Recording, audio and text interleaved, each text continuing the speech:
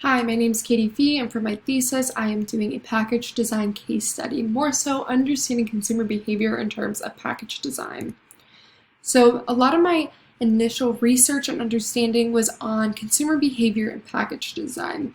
So, consumer behavior is just how people buy and use goods and services, and companies use this to sell to as many potential customers as they can by manipulating the consumer's wants, hopes, fears, and tendencies. This is also understanding the consumer's mind, their emotions, and how they react to certain stimuli presented in packaging, advertisements, and anything else they are handing out to the consumer. So then that comes to package design, and this is extremely important because this is the last and final step in convincing a consumer to buy a product. It's highly affected by consumer behavior and as well the psychology of design. And so psychology of design is simply visual stimuli that evokes emotional responses, whether or not that's recognizable to the consumer, and it impacts their thought process and decision making. So these include things like color, fonts, and shapes. They can promote different emotions, different feelings towards a brand or a company or just a design in general. So why am I studying this? Why am I doing research on this?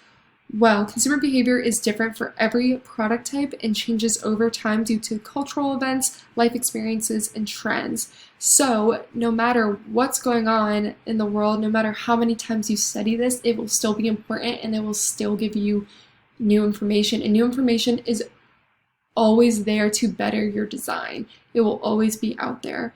And understanding what influences a consumer and what their motives are while still recognizing the overarching psychological elements of design is crucial all the time. So then specifically for my case study, I'm doing this to be able to collect my own data, understand how to collect my own data, and understand the consumer, and then use that to better design packaging. So with that, I have to focus on something, and that's oat milk. And so why am I focusing on oat milk? Well, first off, it's not a new product, but it is newer to a general audience of people. So it is less known, and so there's a less bias within that. But focusing on something allows us to better understand consumer motivators. And by having the same product, we'll get a better gathering of data about this design.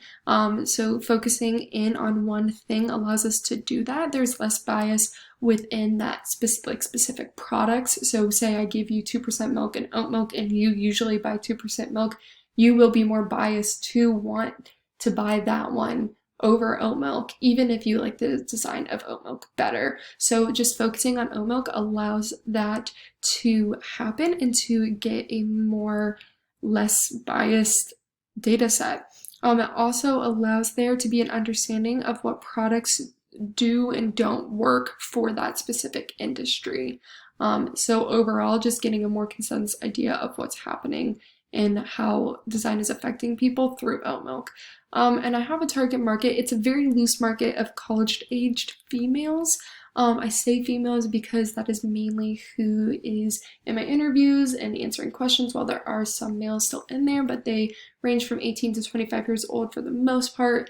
And a lot of this is due just to the pandemic that we're living in. These are the people that I am able to focus on, and they are the people who do tend to start to buy alternative milks rather than older generations. But this also just allows a more narrow consumer to look into, which also helps having a narrow product to look into and narrow consumer makes it easier when understanding the design.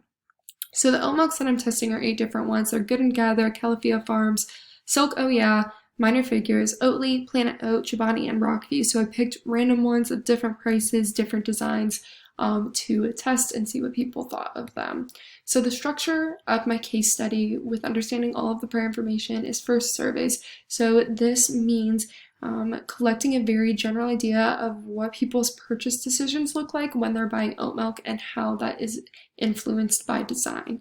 And then I will be taking that and using that information to then better write interview questions and continue this research of understanding what affects consumers to buy a certain product. And it gives me a more in-depth look into their purchasing decisions and their interest in the brand through design. So it is more so understanding the consumer but through package design lens. And so then I will be using all that information to design an oat milk package. And there will be guidelines from general design aspects, but also the data that I collect. And then finally, I'll use that and test the created design, and it'll be tested against package designs previously tested, and edits will be made then on the A/B testing that is done from the design that I create. So first and foremost, let's go through my survey. So a very general idea of what's going on with people's minds and purchase decisions with oat milk. So first and foremost, I ask them age, gender, if they're a student or not, if they buy oat milk, and if not, what kind of milk are they buying, to get an idea of who I'm working with within my data. So next, I do A/B testing of different oat milks. I set two side by side, say gut reaction, which one are you going to buy? And it doesn't have price, it doesn't have anything else. They're all the same flavors. It's just the design that they're looking at. Next, I have them rank each oat milk 1 out of 8, and 1 being the best, 8 being the worst. Where are they lying within each other? And then I have checkboxes for likes and dislikes of each oat milk, as well as words and feelings associated with each oat milk as well. So I'm doing checkboxes because from prior information, I was told that it's sometimes hard to look at a package and understand why you like or don't like it, especially if you are not focused in on the design like someone like me. You don't really think about that all the time. So having elements and specific things that they can try to pick out that they like or don't like makes the data be more accurate, as well with the words and feelings. Giving them something at first when it's a survey allows them to better give me input as to what they're actually thinking and feeling about a product. So my survey findings, they are very interesting. I know that this proves that as a designer, even if I know what elements should look good together, if I know what a company is really wanting to show, that does not matter if the consumer doesn't like it. The consumer is what is the priority. I can do all the right design steps. I can do everything that a company would want, but if the consumer doesn't feel that it's trustworthy and they don't like the design, or it doesn't promote this feeling that they want to feel, they will not buy it. And that is what is important, and a good reminder. So you can see here the different percentages of people who gut reaction picking which oat milk they would rather have, and all the ones in the orange are the ones that won within those different levels, and you can see some won by a lot more than others, or they tied.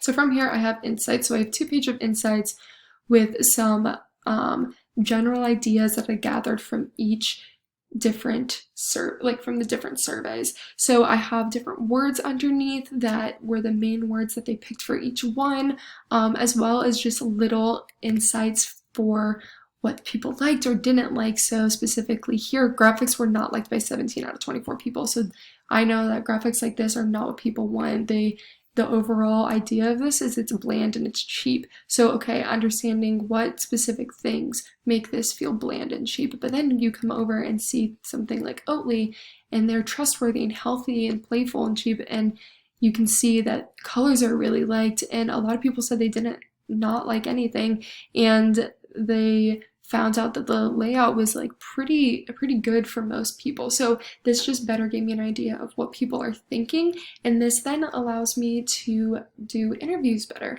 So the interview questions I'm asking are things like, what do we like and dislike about the top liked oat milks from the surveys and the least liked oat milks? This is pretty much in-depth survey questions, so asking a lot of the same things but in it more questions with why and how rather than which and what, so that I can better understand what really is motivating them, what is really influencing them, and what they actually feel. This is also done by manual eye tracking, so they'll close their eyes, look at the then open them, look at the package, tell me exactly where their eye goes to first, and then the travel of their eye throughout the package to better understand what is drawing them in as well. So my next steps from here, finalizing all my interviews. So just have to finish those out really quickly, and then analyzing the interview information, as well as the survey information, gathering main sets and points from that data to then create better design. So then that means going into design package mockups and then continue to iterate from there to then get a product to go out and test. That's all I have for you. Thank you so much.